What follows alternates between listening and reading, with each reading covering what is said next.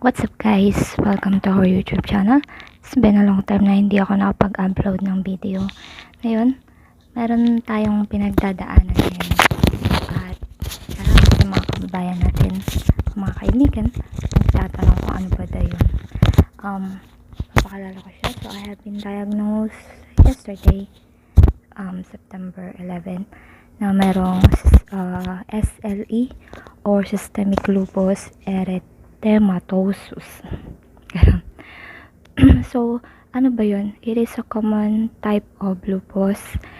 Isa siyang autoimmune disease in which the immune system attacks its own tissues, causing widespread inflammation and tissue damage in the affected organs. It can affect the joints, skin, brain, lungs, kidneys, and blood vessels. Sa video na to, share ko sa inyo kung ano yung mga naging symptoms sa akin. Pero kung titingnan natin, pero bago yan, tingnan muna natin yung symptoms. Makikita natin sa Google na ang symptoms niya, makakasama na is fatigue, fever, joint pain, stiffness and swelling, butterfly-shaped rash on the face that covers the cheeks and bridge of the nose, or rashes elsewhere on the body. Yung butterfly dito po, tsaka mga rashes sa ibang part ng katawan. Skin lesions that appear or worsen with sun exposure. Fingers and toes that turn white or blue when exposed to cold or during stressful periods.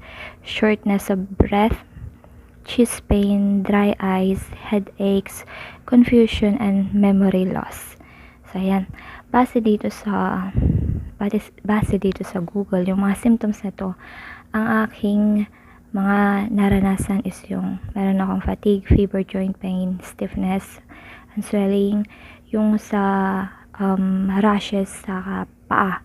Sa paa po ako nagkaroon, sa legs at saka sa hita. Exposure, skin lesion, pag na-expose sa araw, hindi ko masyado siyang napapansin. Siguro hindi ko siya na masyado napapansin kasi nasa loob ko ng bahay yung trabaho ko. That turn white when exposed to cold. Paa, hindi ko pa nakita, pero yung kamay, sabi nila yung kamay natin is parang pinkish siya, diba? Na mamula-mula. Pero kapag naghugas ng malamig na tubig, namumuti siya, buong puti. Pero bumabalik din siya sa dati. Pero dito, kasama sa symptoms, shortness of breath. Kasi nung time na lumabas sa akin yon, dito tayo sa joint pain and stiffness, swelling. Kwento ko pa sa inyo. Dumating yung time na pagising po sa umaga, or nagising ako sa umaga, na ito, hindi mo siya may ganun. Yung mga dito, masakit. Yung dito, yung joint dito, masakit. Hanggang ganyan yan, hanggang sa dito. Tapos yung sa legs naman, nitong huli ko na siya na naramdaman na masakit siya. Pagka press mo, hindi naman siya ganong kasakit, pero magkakaroon ka ng pagsagdan, pababa ng hagdan, discomfort kasi masakit siya, dahan-dahan ka maganan. Tapos yun yung unang-una kong naramdaman.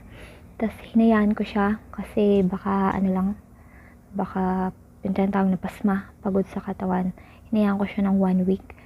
Tapos yung paglalagas ng buhok, parang nauna yung paglalagas ng buhok na sobra. Paano po ba yung lagas sinasabi? Kasi di ba pag maliligo kayo, maglalagas yung buhok, nakita ko na mas marami sa normal na dati. Tapos sa higaan, ang daming buhok. Tapos pag magsusuklay, lalo madami. Sobrang siya, iba talaga siya sa paglalagas na yung normal lang.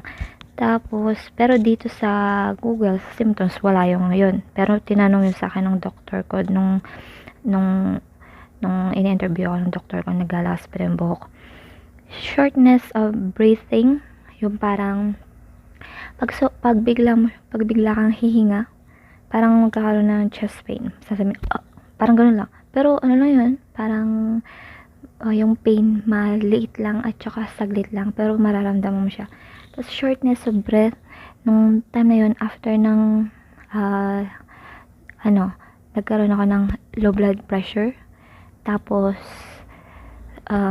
shortness of breathing, iba yung paghinga ko kasi mababa na yung BP mo, tapos mabilis pa yung heart rate mo, mabilis yung heart rate ko nun. Tapos yung dry eyes, hindi naman, normal sa akin yung eyes ko, headaches and confusion, memory loss, may time na parang may naisip kang gagawin ngayon, tapos bigla mo siya makakalimutan, pero babalik din, parang gano'n, nakakalimot lang ako ng short lang. So, yun po yung mga symptoms na naranasan ko. Tapos, ipapaliwanag ko pa sa inyo paano siya na-detect siya through blood. Tama, puro blood. Okay, kukwento ko siya. Gagawin ko ng isang next video kung paano ako inasikaso ng Ranai Hospital dito sa Taiwan. Okay. Thank you and God bless.